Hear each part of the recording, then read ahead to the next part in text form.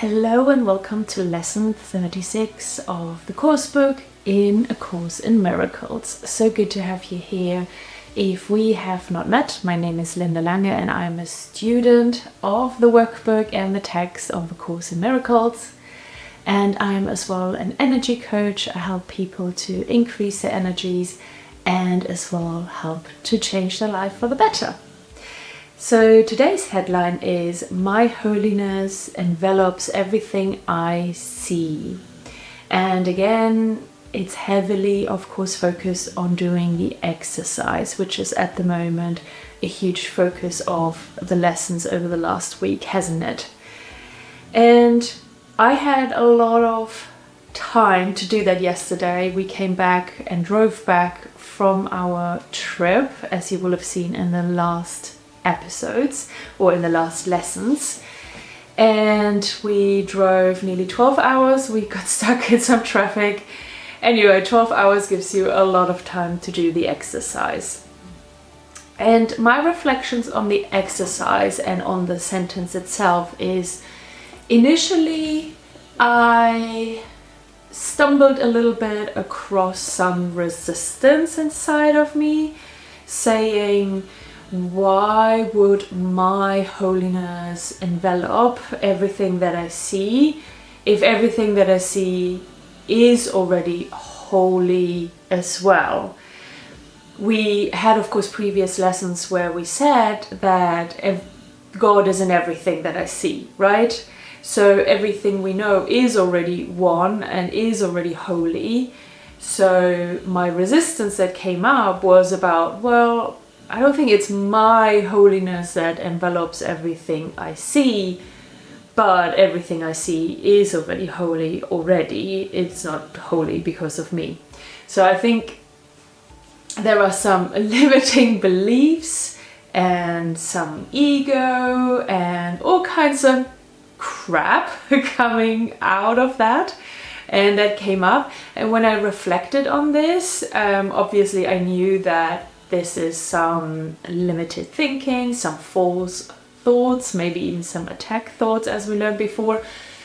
So when I reflected on this, I changed more my perspective to this exercise not being so much about the things that I see and what they are, if they're holy or not, because of me or not, but it's more about finding the holiness in myself and being able to actually awaken it, because obviously it's not there. I don't know about you, let me know in the comments, but I'm not there yet at all, and I still actually struggle with not accepting it. I can accept it from my mind, but actually experiencing it and really embodying that truth, I still struggle with that. So I think what I came out with at the end of my reflection is, do not think about it like that, but rather focus on finding the holiness inside of you, so you can connect with the holiness that is in everything around you. So that was my reflection of the exercise today.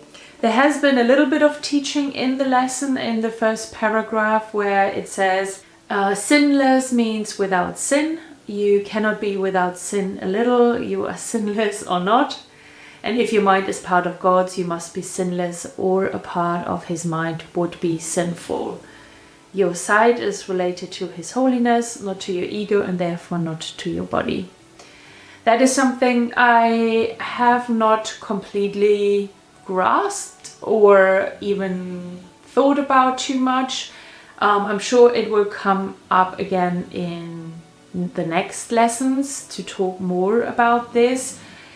To be honest, it might be something about the word and that English is not my first language, but the word sinless or sinful, it doesn't touch me as much as it might touch other people.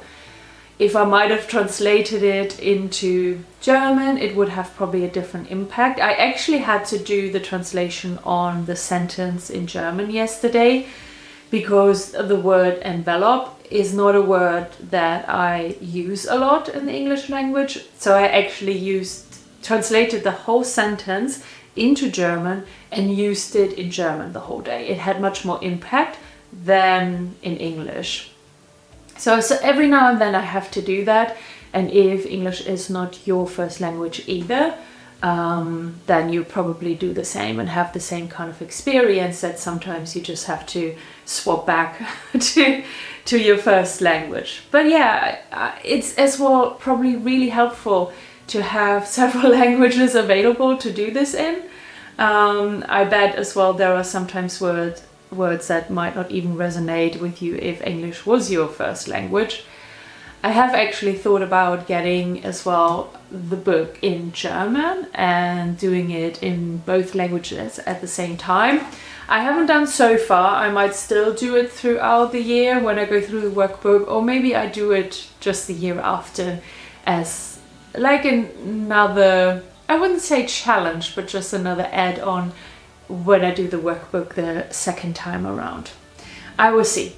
But anyway, enough from me and my experience. Let me know as well in the comments how you experienced lesson 36 it was.